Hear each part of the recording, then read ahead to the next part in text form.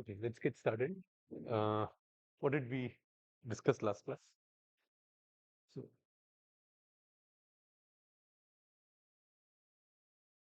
what all did we discuss?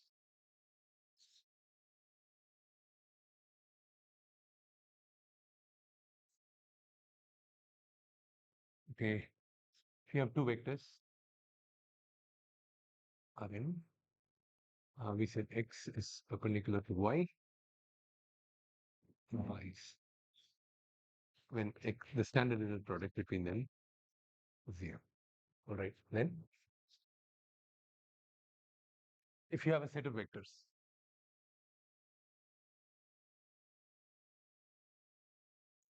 okay, we say this is an orthogonal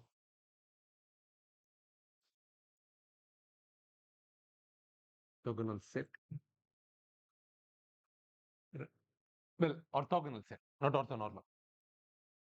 When vi transpose Vj is 0, then j. And when I is equal to j,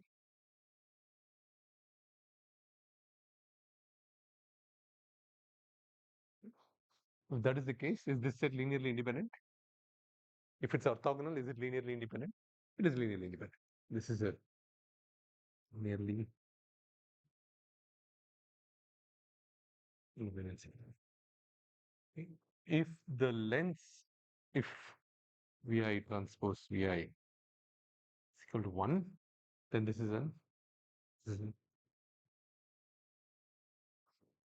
orthonormal set. All right. Right. We can also extend the idea of orthogonality to subspaces.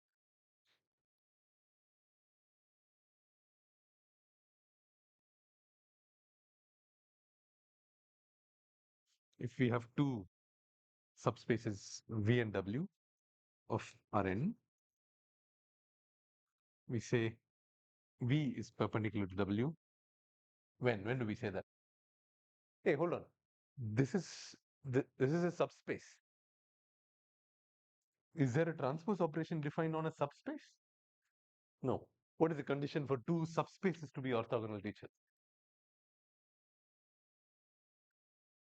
Right. If we choose any element V that belongs to capital V and W that belongs to capital W, then V transpose W is equal to 0. This is for all V in V, and for all W in W, V transpose W is 0. Okay. I think this is where we stopped, right? Okay.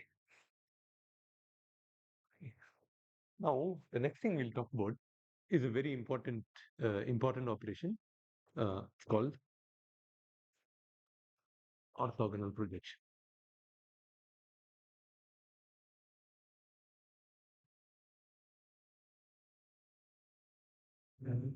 Okay. Now let's see, we are dealing with R2 for now. Say I have a vector A, okay, and I have another vector B. Okay. The orthogonal projection of B onto the vector A, or onto the, another way of saying it, what is this dashed line? Span of what? Span of A. So it's the span of the set that has A1. Okay. The orthogonal projection of B onto the span of A, not A1, sorry, this is A, okay, is simply the vector uh, in the subspace, the span of A, such that if you drop a line from B to this subspace, such that it's perpendicular to this line, the vector from, so it lands at some point on the subspace. Okay. This vector, okay, yes, let's call it C for now. Okay, is called the orthogonal projection of B onto A. Okay, so here uh, C is the orthogonal projection of what? Projection of B onto A. You can either say onto A or onto the subspace spanned by A. We'll stick to this. Orthogonal projection onto a subspace, not just a vector, because this is a more general statement. C is the orthogonal projection of B onto the subspace spanned by A. Okay. How do we find out C? If you knew A and B, how will you find out C? Okay. How do you do it?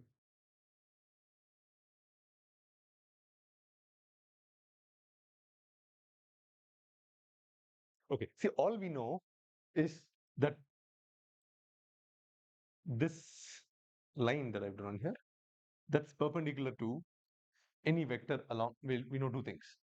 We know that C will be of this form, right? What will C be in terms of A? If it's in the span of A. All right, it'll alpha what?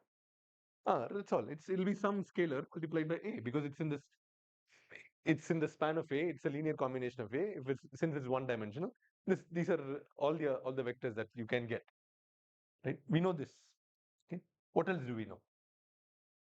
We know that this line is perpendicular to A. Right? How do we express that line? Sorry? No, no. I'm talking about this line. How is it related to B and C? Yep. This is B minus C. Right? So this vector here, which I will draw like this, and I will call it E. Okay. I know that E equals B minus C. And what do I know about E? What is the relationship between E and A? They are orthogonal to each other. I know this E transpose A is 0, right? Now, if you substitute this, this will simply be B minus alpha times A. I mean, this is commutative. Let me write it like this. 0 means A transpose B minus alpha A is 0 means A transpose B equals times A transpose A. That means alpha is A transpose B divided by A transpose A. Right? Is it clear? You're right. It is somehow related to the inner product. Not just the inner product of A with B, but there is also another term in the denominator, which is the inner product of A with itself. So this is your alpha. That means my C is, which is alpha times A, it's simply A transpose B divided by A transpose A. And this is a scalar. This is a scalar, this is a scalar. So the whole thing is just a real number multiplied by A. Right? Now, if you do some rearrangement here, right? Let's take the denominator. Now we do, so now we have A transpose B. A. This is simply a scalar, right? I can move it here. So if I move it to the other side, then I can write it like this.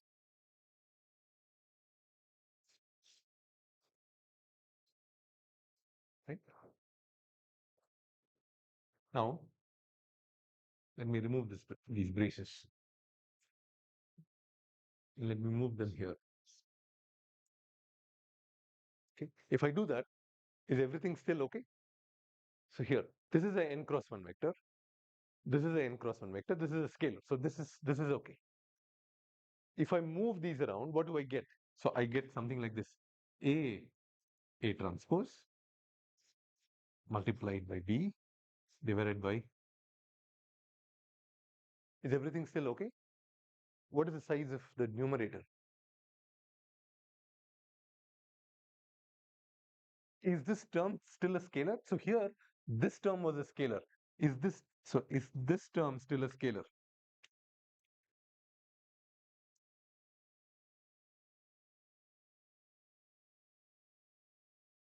Well, you don't think. Apply the multiplication rule and see what is the size of this. What is this? Not a scalar. What is the size of that? What is, yeah, what is it? N cross n. Right, this is an n cross n. This is an n cross n matrix divided by a scalar. So the whole thing is an n cross n matrix multiplied by n cross 1. This will give me n. So this is okay. At least the dimension wise, the left and right are okay. But what is this? We've seen this somewhere before, right? No, not 1. Why is it 1? I mean, I never made an assumption about the length of A, right? And this is not okay. If I do A transpose A, that's the square of the Euclidean norm. But what is A transpose? This is the inner product. What is this? This is the outer product of A with itself, right? So it turns out, like, if you simply rearrange the terms, where C is some alpha times A, if you rearrange stuff, it comes out to be that's this orthogonal projection of C onto the subspace spanned by A comes out to be like this. It's an outer product matrix normalized by some inner product term multiplied by the matrix that you want to project onto the subspace spanned by A. Okay, so if I call this matrix P,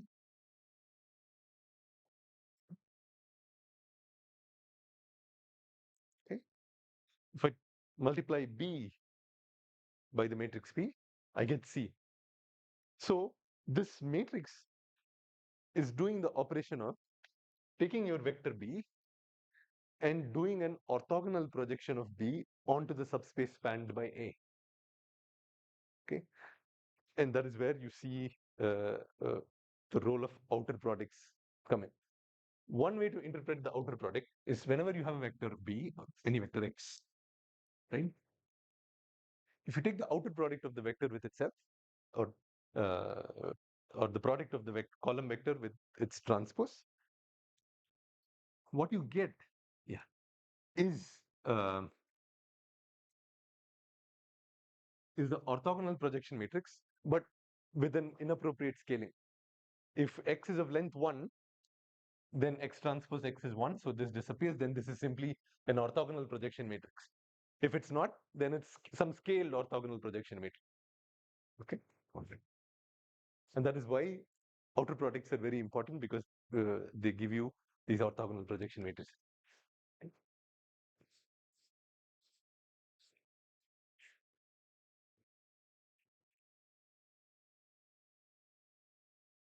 Okay, let's do a couple of examples. Let's say A is 1, 1, and B 2, 0, 1, 2. Okay, first find out alpha, and then find out what is C, and then you can then find out what is the projection matrix. Tell me what is alpha first.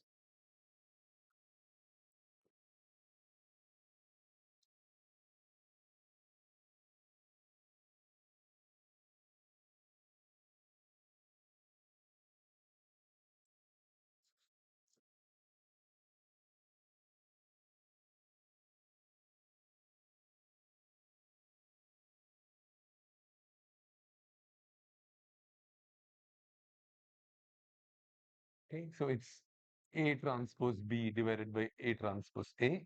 What is A transpose A? Not 1, no? A transpose A is 2. What is A transpose B? 3. So what is your C?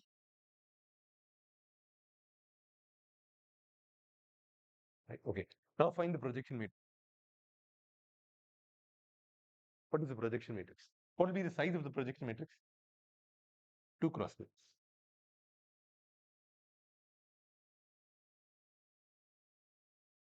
Don't forget the denominator. Even then, is it? Okay. That's it.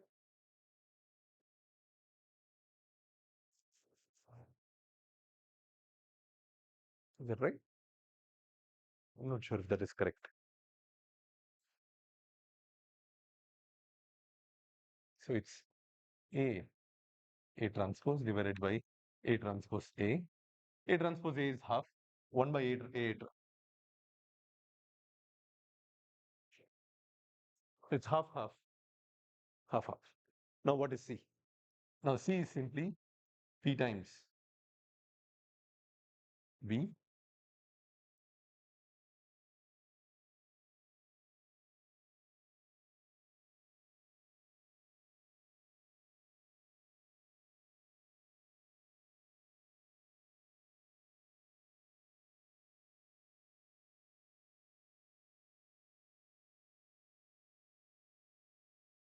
You still get the same answer? What do you get? Sorry. So you get 3 by 2. Sorry, you get? Okay, hold on. So this is okay. It works out. Okay. Now what will happen if I take P and I multiply it by A? What will I get? Well, think about it geometrically. Forget about the algebra. Geometrically, what will happen if what am I what am I doing when I multiply P when I post multiply this matrix P by A? What geometric operation am I doing?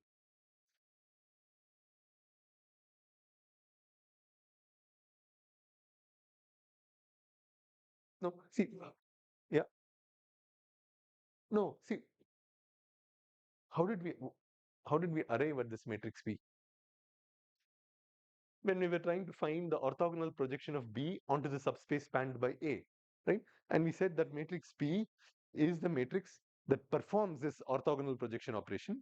That means if you have that matrix and if you post multiply it by any vector, the vector that comes out of that matrix vector multiplication is the vector that corresponds to the orthogonal projection of this vector B onto the subspace spanned by A.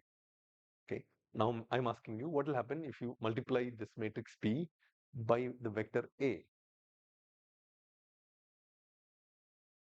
Right? Right. So the geometric operation that you're doing is you're asking what is the orthogonal projection of A onto the subspace spanned by A? What is that? It's A. No, not span. It's well, if you do the same procedure that we discussed earlier, you drop a perpendicular from the tip of the vector that you want to project onto the subspace spanned by A. Well, A is already in there, so there is nothing to drop. It's already there in the subspace. That means the orthogonal projection of A is A itself, right? Does that work out that way here?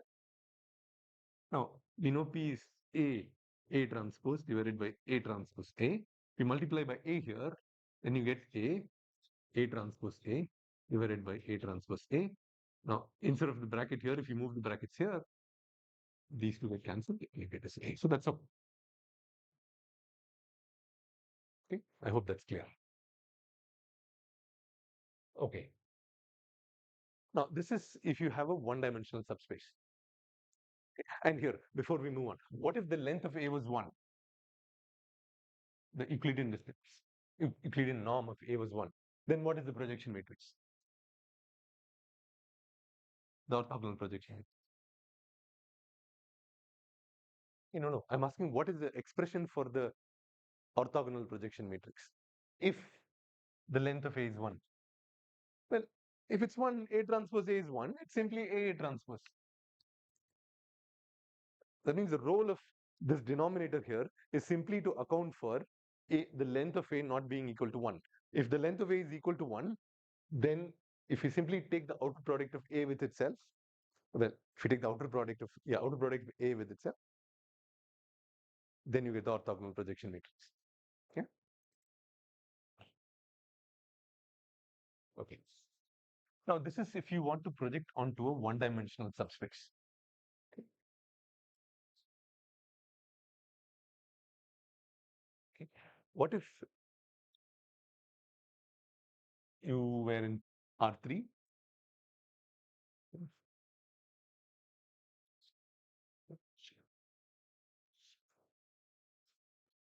And let's say we have two vectors lying on the x. Let's say this is the xy plane. Okay. I have two vectors a1 and a2. And for now, let's assume the set a1, a2 is a orthonormal set. That means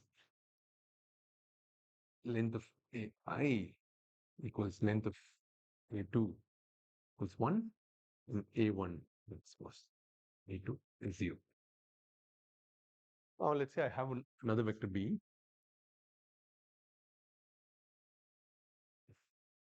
Okay. Now I ask, what is the orthogonal projection of b onto the subspace spanned by a1 and a2? Okay. So this plane is the plane spanned by a1 and a2. And to find the orthogonal projection, you do the same thing. You drop a line from the tip of B to the subspace such that that line is at 90 degrees to the plane. Okay. And then the vector in the plane, starting from the origin till the tip of, and the tip at the point where you drop the orthogonal line, that is your, let's say I'll call it B cap.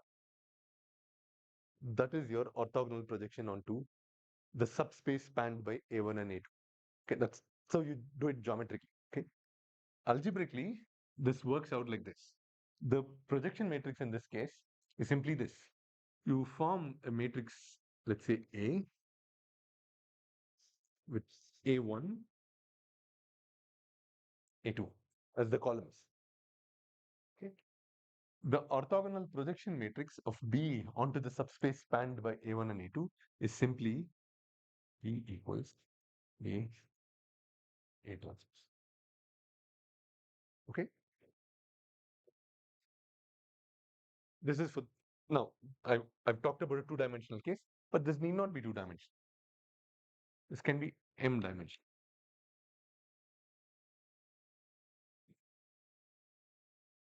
Okay. Even in that case, this is okay. This remains true, provided this is satisfied that the vectors a1 to am form an orthonormal set. Okay, and because this is an orthonormal set, it is also a basis for its span. That means the subspace onto which you are projecting these set of vectors form an orthonormal basis for the subspace that they span. Okay, because if they are orthonormal or if they are orthogonal, then they are a linearly independent set. Okay. So whenever you have a subspace S and you have an orthonormal basis for that set, subspace S, and you have an orthonormal basis for that subspace, and let's say that orthonormal basis is a set of vectors A1, A2, AP. This is a subspace of, let's say, we are always talking about a subspace of Rn for now. And this set forms an orthonormal basis for this subspace. What is the dimension of this subspace?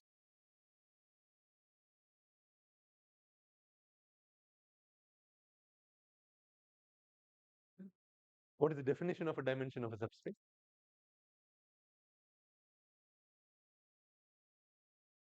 You should know this by now. What is it? It is the number of vectors in a basis for that subspace. I'm saying this is the basis for this subspace. So what is the dimension of the subspace? And it's P, A1, A2, AP. So the dimension of S is simply. Okay. So if I have a subspace, and this is an orthonormal basis ON B for the subspace, then I can easily obtain an orthogonal projection matrix onto the subspace S by simply by this matrix A transpose, where A is the matrix whose columns are the basis vectors for the subspace S. And this is true only if these vectors form an orthonormal basis for S. If these are not orthonormal, then this does not apply. This is not true. The expression is something else. Okay, and in fact, this perfectly generalizes to this case, because if we are talking about one-dimensional subspace S, that means I only have one vector A1. If I only have one vector, then A has only one column. That means A is essentially a column vector and A transpose is a row vector. So I'm essentially only doing A1 into A1 transpose. That's exactly what you find here. So this is the general expression. This is for one-dimensional subspace. Okay.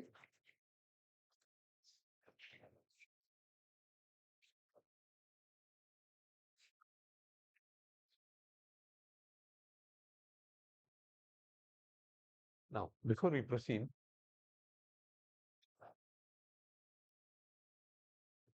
we do um, we'll do a couple of examples. Uh, okay. Fast one. Let's say we are talking about stuff from R2. The subspace, we have a subspace S, and we have an orthonormal basis for this subspace, which is, let's say, 1, 2,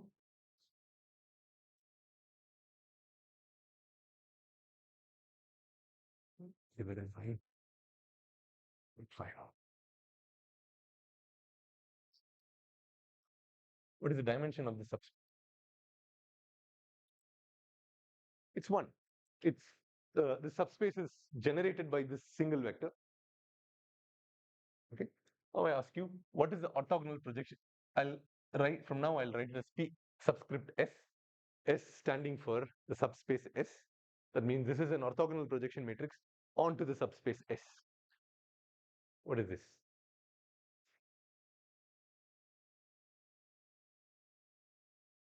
So you can verify that this. How will you verify if this is an orthonormal basis for S? There is only one vector. So what is the condition it needs to satisfy for it to be an orthonormal basis? Hey, sorry, if it's hold on. This cannot be 0, right? If it's 0, okay. If you have a set and you have the 0 element in that set, is this set linearly independent? It's not. How will you verify? Hey, hold on. Okay, again, you should not do mistakes like this. S is a subspace. Okay, you're talking about R2. S is this entire line. S is the set of all points in this subspace. So there is no S transpose here. The at least from what we've discussed, the transpose is only defined for uh, matrices, rectangular arrangement of numbers so far for us.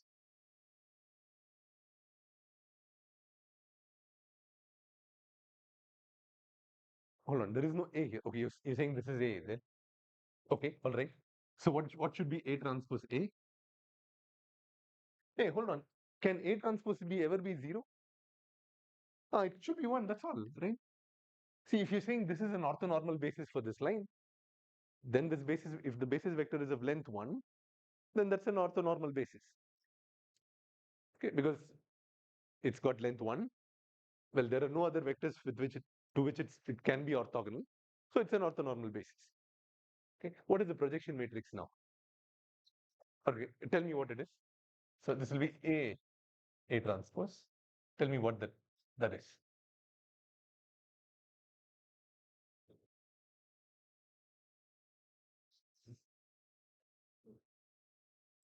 Just verify. I'm not sure if that is correct. Here, there is a 1 by root 5. What is the purpose of that 1 by root 5? The, the norm of 1 and 2 is what? What's is root 5? So 1 by root 5 is to basically to make sure this is of length 1. That's all. So what do you get here? What are the four elements?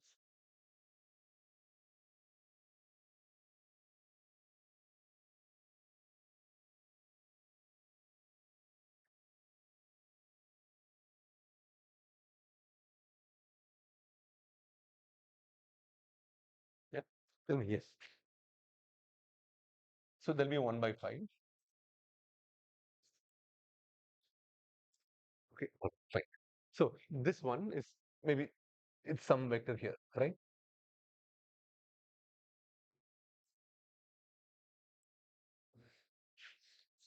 Okay. How many possible bases do you have for any subspace? No. Listen to the question carefully. How many different bases do we have for a subspace? Basis is any linearly independent set that spans that subspace. How many possible bases do we have? No, infinitely many, right? See, if you take this vector and you scale it from minus infinity to plus infinity, you get all these points. If I choose this vector and I scale it from minus infinity to infinity, I get all these vectors. There are uh, infinite number of bases that are possible for a subspace. Now, for this subspace S, can you give me another orthonormal basis?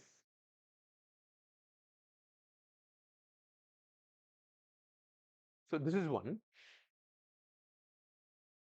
Can you give me an example of another orthonormal basis?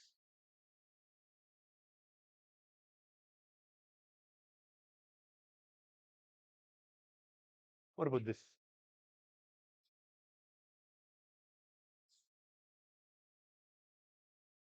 Is this an orthonormal basis for subspace S?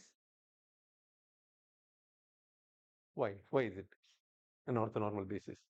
What is the 2 norm of this vector? How do you find the 2 norm?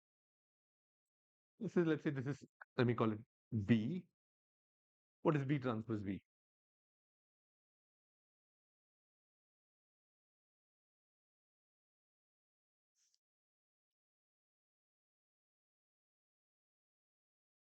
No, don't forget, yeah, don't forget this. It'll be 1, no? So this is another possible orthonormal basis for this subspace, which is essentially this vector.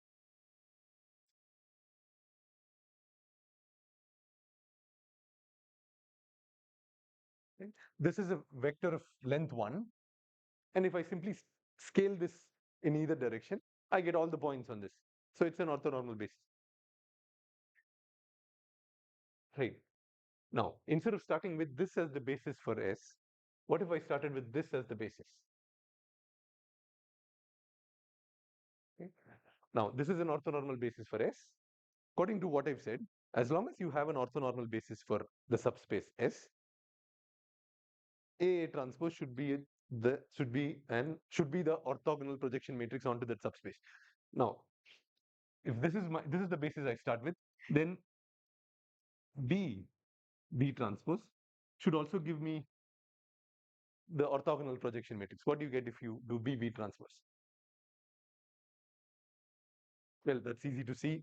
If you take the -1 outside in both of these, you will get exactly the same. So it looks like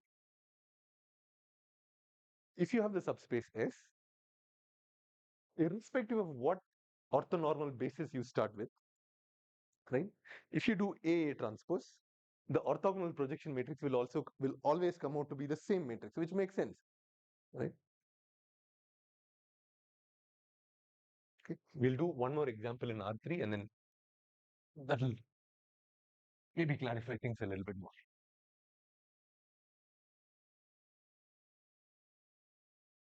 So we're dealing with R3. Let's say we're talking about the subspace S. With,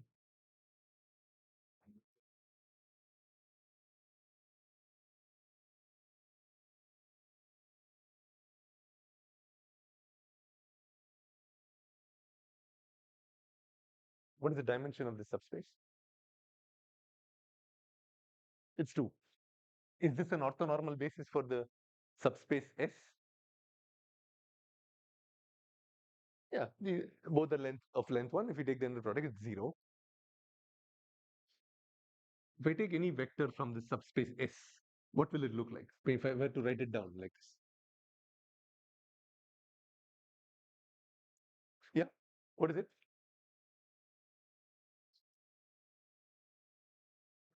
Okay. How did you come up with that example? Alpha times.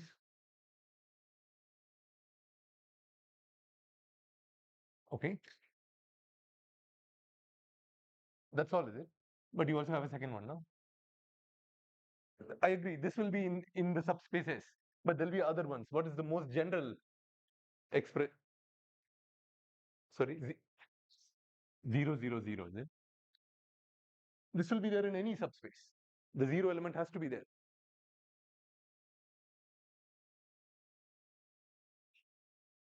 See, if this is a basis for this subspace, the elements of the subspace are linear combinations of these. What what are the linear combinations of these two vectors look like? What will they look like? Yeah, exactly. So it'll be of the form alpha beta 0. Why is that? Because it's the linear, we're talking about linear combinations of these two basis vectors. That means alpha times the first vector, beta times the second vector. And if you multiply and add these, you'll get this, right? So vectors from this subspace will be of this form. Now tell me, what is the orthogonal projection matrix onto S?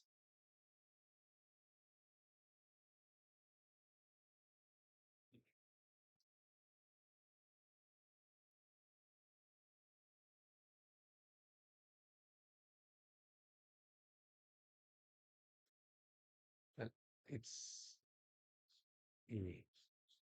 A transpose. A is simply what? The columns of A are simply the basis vectors. So 1, 0,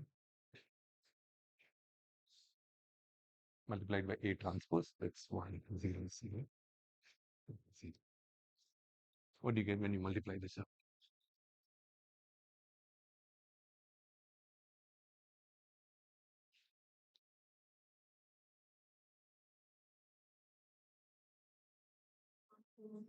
Yep. Yep. That's all. Okay, fine. Okay. Can you give me another orthonormal basis here for this subspace? Hold on. Okay. You're saying 0, 0, 1. You need one more vector. That's not enough because it's two-dimensional. That means the basis has to have two vectors. Okay. For now, let me say, I won't question this. I'll say this is okay. We'll see later on if this is correct. Give me another one.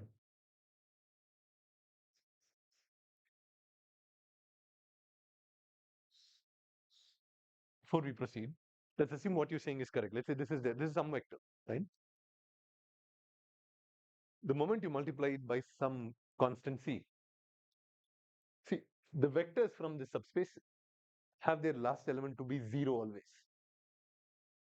If you have 1 here, it cannot be 0, right? So this is definitely not there. Because here, if you think of it as the XYZ space, what is the subspace S? It's the XY plane. It's the linear combination of the x-axis and the and the y-axis. So you get the XY plane. But what you've just said is the Z plane, the Z axis. Right? Z axis is not in the XY plane. Right? So this is not correct. I mean, you had another suggestion. Okay, all right. Something else, fine. I agree. Something a little bit, or not that trivial. That's correct. That's another orthonormal basis. I agree. What about this? Huh?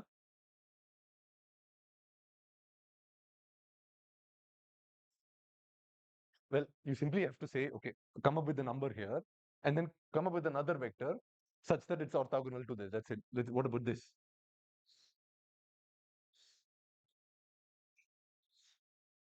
Is this okay? Are these two orthogonal to each other?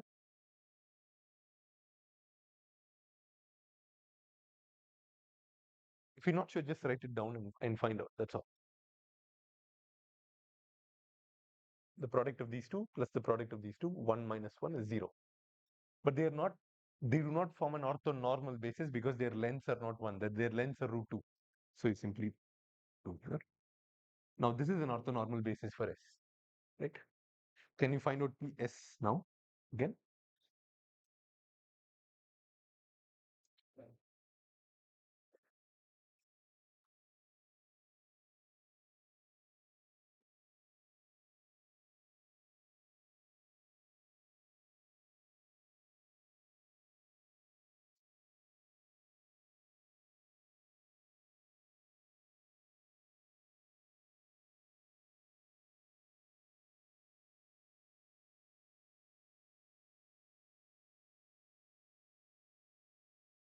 You get the same thing, right? That's all. No matter what orthonormal basis you choose, the orthogonal projection matrix will come out to be the same. So to generalize this, if you have a subspace S, and let's say U1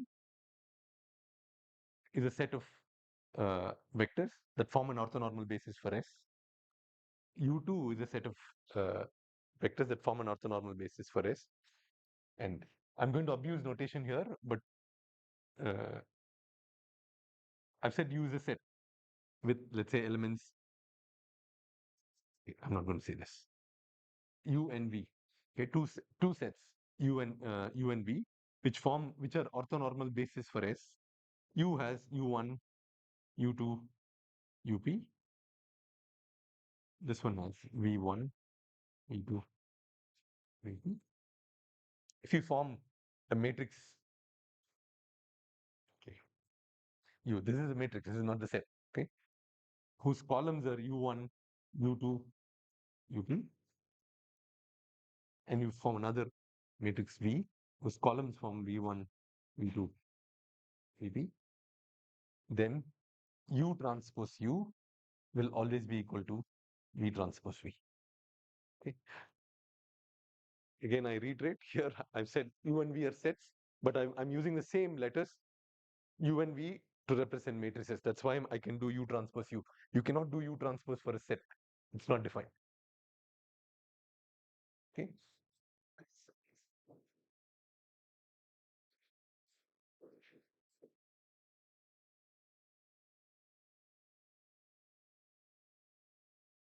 All right. See that. Now we move to a slightly different topic, but related. Start talking about the idea of complementary subspaces. Okay. Again, let's say we're talking about Rn. Let's say there are two subspaces U and V, which are subspaces of Rn. Okay. We say that U and V are complementary subspaces of Rn if two conditions are satisfied. U intersection V is simply the zero vector. That means the only thing that is common between these two subspaces is the zero vector. There's nothing else that's common between them. And do you remember this idea of adding two subspaces?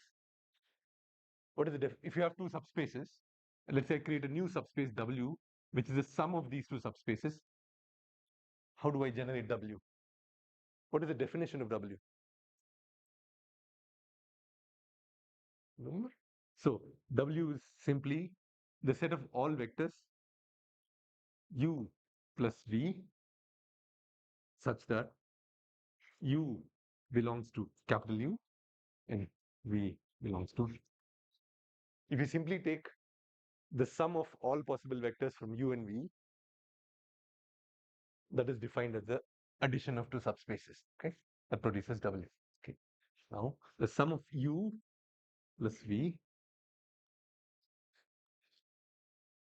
Okay, if these two are satisfied, then you say that U and V are complementary subspaces. if there is nothing in common between them except for the zero vector, and the sum of the two subspaces produces the entire Rn space, Rn. So in a way, we are saying U and V completely cover Rn, okay, and they have no overlap between them. Okay? So for example, if we were talking about R2, okay, let's say this was the subspace U, this was the subspace V. Are U and V complementary subspaces? They are, right? What is common in between them? Just this. If I take any vector from U, any vector from V, and I add, I get some. In fact, if I do that, I get all vectors in R2. That means U and V are complementary subspaces. What about U and V1? Are U and V1 complementary subspaces? Here, okay. What is common is 0. And if you take any vector from here, any vector from here, if you add them, you can get all possible vectors. So they are, okay. What about R3? Okay, this is U and this is V. Do U and V now form complementary subspaces of R3?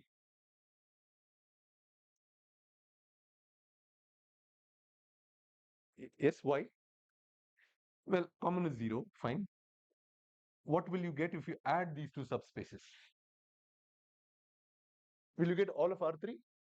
No, you'll only get this plane. So that means they don't cover. So the first condition is satisfied, but this is not. So they are not complementary subspaces of R3. What about this plane? I call this V, and then this, or imagine this. What about this is the origin? We're talking about R3. Let's say this is a subspace of R3. This is a subspace of R3, and a line coming out of this space. That's a subspace of R3, and this is the origin. Let's say the board is U, and this is V. Are these two complementary subspaces? Yes. The only common thing is here. With U, you get everything in the plane. If you add anything from V to U, you get everything outside the plane. So you get all of R. So in this case, U and V would be complementary subspace. What about this? This plane, again, this is the origin, and this plane. So let's say this is U, and this plane, this is V. Do they form complementary subspaces?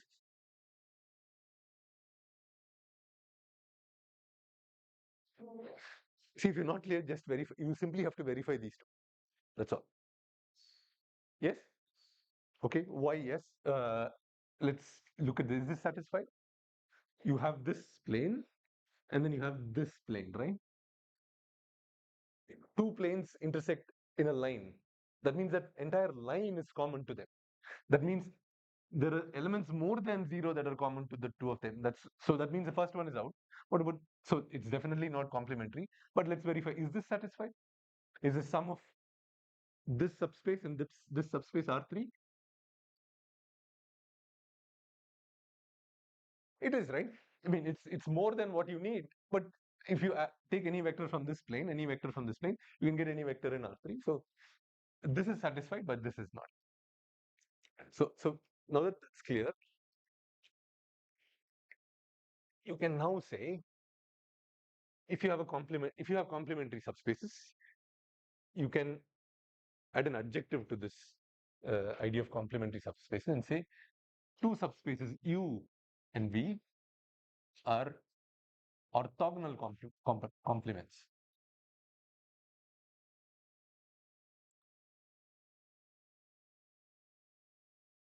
Complements of Rn. Maybe you can tell me what the condition is. When can I say that U and V are orthogonal complements for Rn?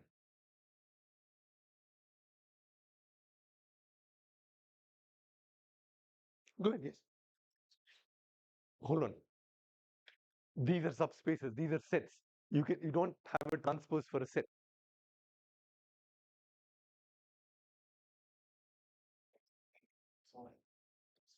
right? Can you repeat that again? V and U are orthogonal. That means the first condition is the subspace U should be orthogonal to the subspace V, which we discussed earlier, orthogonality of two subspaces. And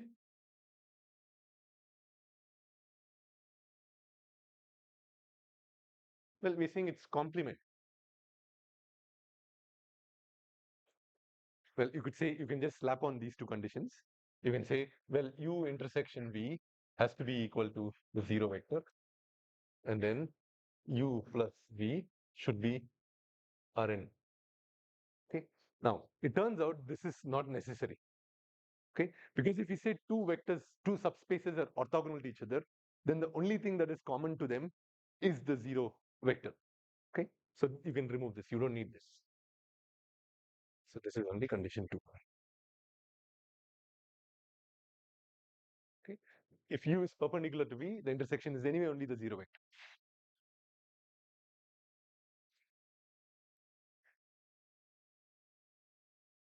Okay. See, one thing I want you to notice is this idea of complementary subspaces, right, is very much like the idea of linear independence. You talk about linear independence of a set of vectors, and what we said there was, very loosely, information contained in one vector, there is some information contained in each vector that is not available in the others. When you say you have complementary subspaces, the same idea applies, but now we're talking about information contained in entire subspaces. Okay, when we say the intersection between U and V is zero, we're in a way saying they're not sharing information, and both of them together will cover all of Rn. Okay? And when you say they are orthogonal complements, U and V, eh, this is equivalent to you saying the the linearly independent set is all the vectors are also orthogonal to each other. Yeah. Okay. The reason we talk about these ideas is because these now lead to the idea of components of a vector.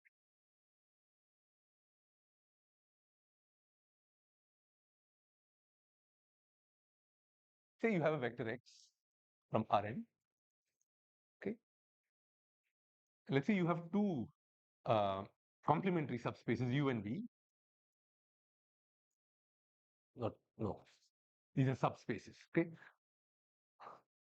Okay. Before I continue, right, I'll just add one more thing that here. Okay. Whenever you have orthogonal complements, okay, you will see people write stuff like this.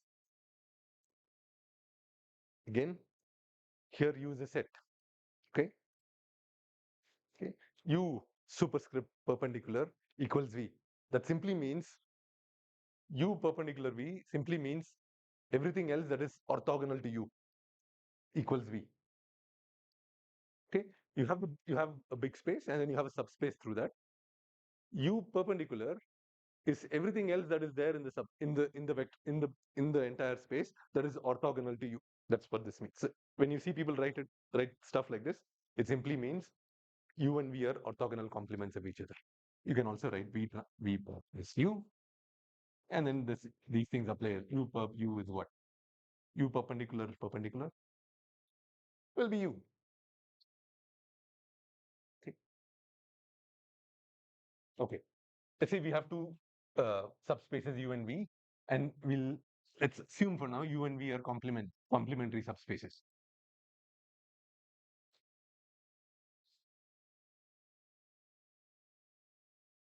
Okay. If this is true, it turns out that you can write X as a sum of two vectors. XU, V. Okay. Two vectors XU and XV, where XU is well, XU belongs to U, XV belongs to capital V. That means this vector comes from the U subspace U, this vector comes from the subspace V, and this is called the component of X in the subspace U, and this is the component of X in V, and this expression is unique if these conditions are satisfied. If U and V are complementary subspaces, and you want to express X as a component from U, as a sum of a component from U and a component from V, there is only one specific component for X in U and one specific component for X in V. Now, I said complementary subspaces, the idea is similar to linear independence with sets. If you have a subspace and you have uh, a basis for that subspace, basis is a linearly independent set. What is special about the basis? No. You remember, okay, you have a subspace S, you have a um, basis for S. Okay. The basis of if you say a vector a set is a basis for a subspace S, this set spans S, and the set is linearly independent.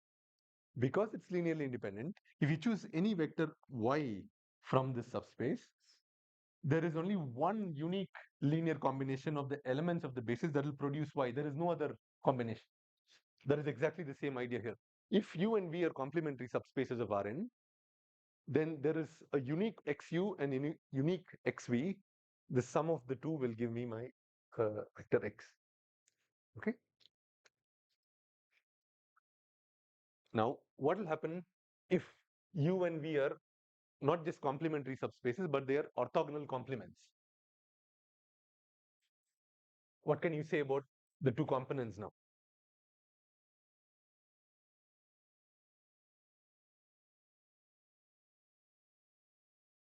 This is, in addition to this, we say U plus V. Then what can we say about XU and XV? Yes, yeah. The component of X in the U subspace will be orthogonal to the component of X in the V subspace. That means X. Okay. I mean, this is a very important idea because uh, a lot of signal processing is essentially a process of decomposing your original vector into components in two different subspaces. And these are subspaces that have some special meaning to you. If you're doing, let's say, low pass filtering, maybe the subspace U is all the low frequency components and the subspace V is all the high frequency components. So if you can express it like this, then if you want to do filtering, you simply get rid of the subspace that you don't want, right? That's why this is an important idea.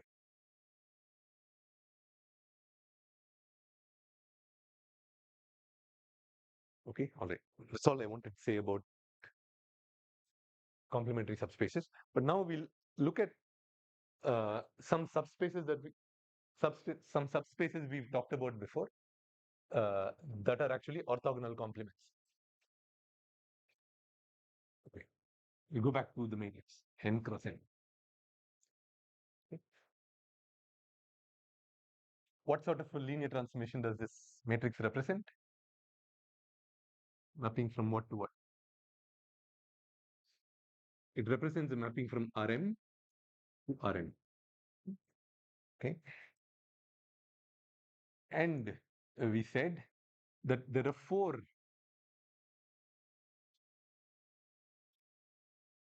fundamental subspaces, right, associated with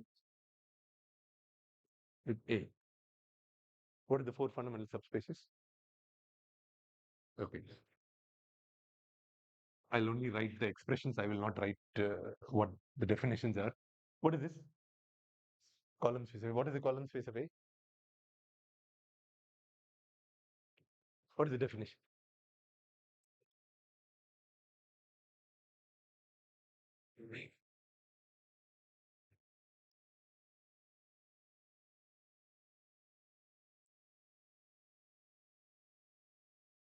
Yes, it's simply the set of all possibly, or it's the span of the columns of A. Okay. Okay, and then what else do we have? Okay, I'll write the null space here. What is the null space? Yes, set of all homogeneous solutions or set of all vectors x such that Ax equals 0. Okay, and then we have two more. Row space. Okay. Okay, before that, what is the column space the subspace of? Is it a subspace of Rm or Rn? R Rm or Rn? Maybe I should not have chosen M and N. Should be PQ maybe from next time. Maybe let's make it Q to P. Is it is the column space a subspace of RQ or RP? Yes, that's nice. RP. And null space? Right. Okay. Somebody said row space. Where does the row space go? Here or here? Or Q. Okay. And how do we write the row space? C of A transpose. And then left null space. Okay. Okay. It turns out that these two are orthogonal complements of RP and these two are orthogonal complements of RQ. That means if I take this set, this,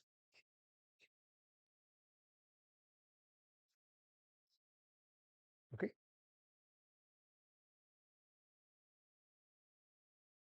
it's easy to verify that if you simply go in Google, you'll find ways of verifying this. Okay, you can verify it easily from the definitions of these four subspaces. Okay.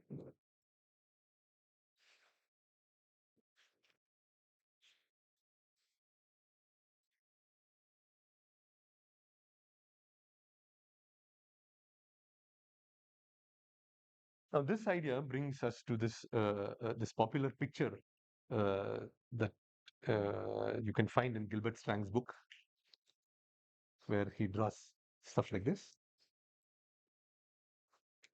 Okay. This is RQ. This is RP. This is the origin. Okay. A does a mapping from here to here. Okay. This is the column space. Okay. And this is the null space of A. This is the row space of A. This is the left null space. Okay. See, remember last time I drew a slightly different picture. I drew something like this, right? And then I said, okay, this is the null space of A. Then this everything from here gets mapped to 0. Okay. And I said, this is the column space of A. And then I said everything from here gets mapped to here. And this is left untouched.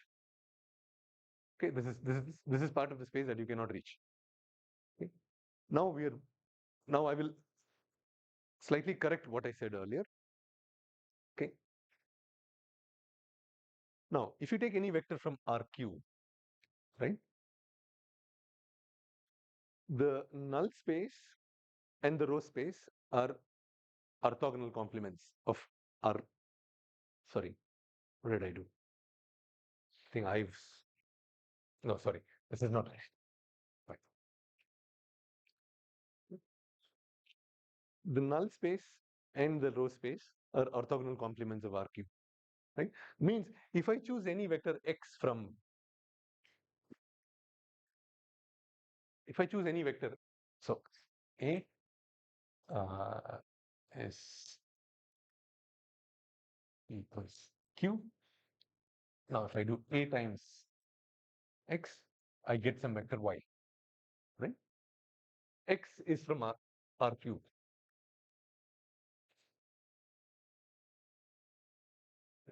Now, because these are orthogonal complements, the row space and the null space, based on our discussion there, I can write my x as the sum of two components. Okay, what would those two components be? Well, a component from the row space of A plus a component from the null space of A. Okay, and what is special about them? Well, they're orthogonal complements. That means these two are perpendicular to each other. Okay, XR transpose X n is 0. And again, for completion, XR belongs to CFA transpose, and Xn belongs to null space of A. That means I can write this as y equals A times XR plus Xn. I expand this out.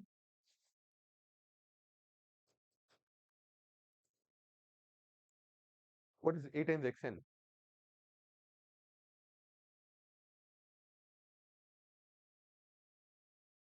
Xn is an element from the null space of A.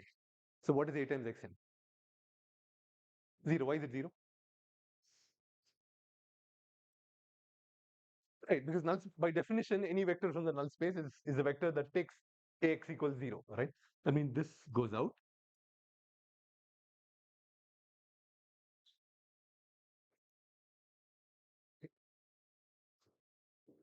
Y is simply any element from the column space of A, right? Because this is A multiplied by some vector. That means I'm taking the linear combination of columns of A. That means Y has to be here. And no matter what X you choose, okay, the only component of A that contributes to generating Y is the component that comes from the row space. Okay, that's because the component from the null space simply produces 0. Okay, that's what I meant when I said it's only the row space that gets mapped to this one. What I really should have said is no matter what vector x you choose from Rq, okay, this vector x can be written as a sum of two components, xr, xn. Okay, it's a sum of these two components. This component is always nullified; it goes to 0. It's only the components of the vector x in the row space of A that will produce the elements in the column space of A. Okay. This also means that no matter what x you choose, all of them end up here. None of them ends up here. Right? Now, if you choose any element here, right? Any element from Rp, right? I can write it as the sum of two components. Because these are orthogonal complements, I can write it as y column space. Okay. Left null space. In the previous class, I said the left null space is the part of Rp you cannot reach. Okay. What I should have really said is if you use the matrix A, you can never generate this component of Y. Okay. This component can never be generated by Y. All you can generate is the component of Y or any vector from Rp, the component from the column space of A. That's it. So it's not as if you have this huge space and some space here cannot be reached. What cannot be obtained is a component in the left null space. Okay.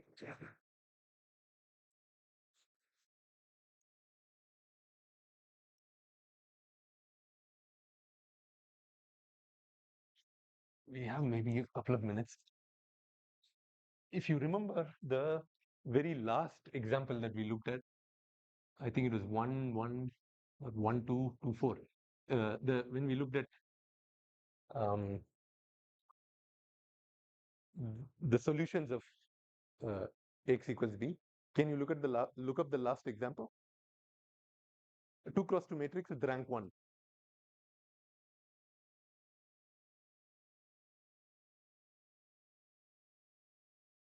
1, 2, 1, 2.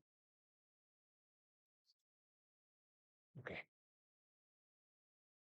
Okay. What is the column space of this matrix? So this was a mapping from R2 to R2. What is the column space of this?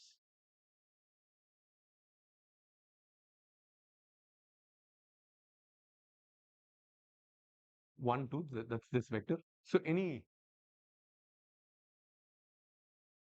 right? Is this okay? This is this is the column space of this matrix A.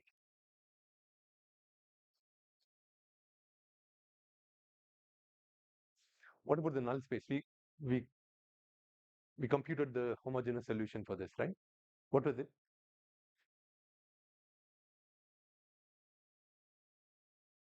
Minus 2 alpha alpha. Sorry, minus 2 alpha alpha. Ah, okay. Means minus 2. Sure. That's the null space of A.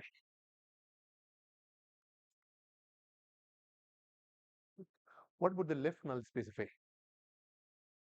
So this is of the form alpha alpha 2 alpha. This is of the form minus 2 alpha alpha. Well, that's simply the homogeneous solutions for A transpose. Okay. But because we know the left null space is actually orthogonal to the column space, we know that the left null space is actually here. This is perpendicular. This would be your, in fact, this will have the form minus 2 alpha alpha. You can verify that any vector here will actually give you 0. The inner product of any vector from here to here and here will give you 0. And the row space will simply be this.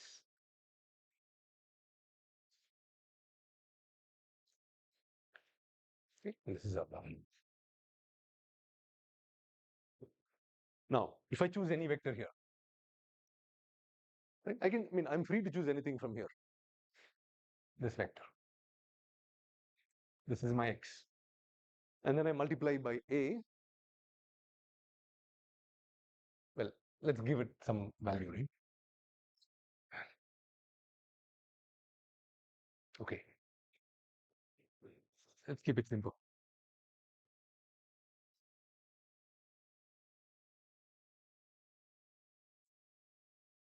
This.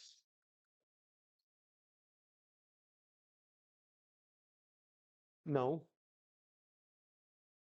if you multiply this vector by a, you know one thing for sure, that whatever vector you get out of ax will always lie on this line. Okay, that means this gets mapped to some point here. This is your ax. Okay. Now, if we were to look at it in that form, now x has two components. Okay, a null space component and a row space component. Anything from here, the null space component will get mapped to 0. This row space component is what gets mapped to.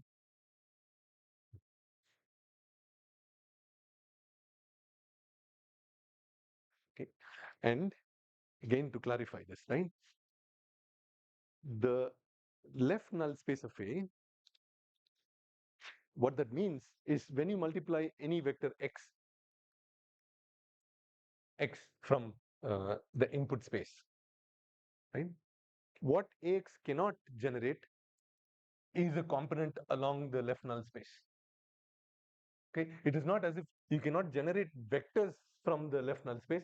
You cannot generate any component along the left null space, which basically means you cannot move out of this plane. Okay. In fact, the only vectors you can produce are these. You cannot produce any vectors outside of this line.